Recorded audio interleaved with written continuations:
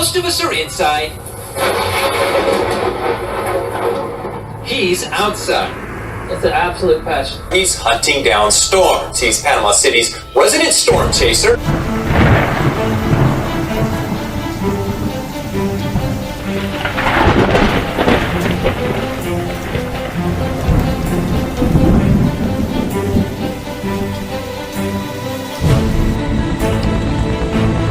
Joseph Mandeville takes some of the most stunning pictures you may ever see. While we're trying to sleep, our friend Joseph Mandeville says, he likes to go into the storm.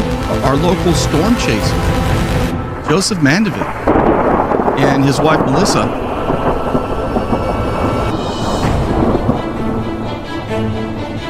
These people do such great things for our community by our local storm chaser. Amazing stuff.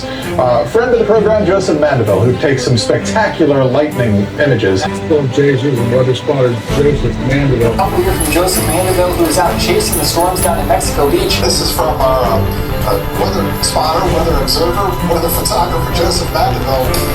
Hey, big shout out to Joseph Mandeville this evening. These are something from Joseph Mandeville. This is a microburst. Look at that lightning strike over there from our friend Joseph Mandeville.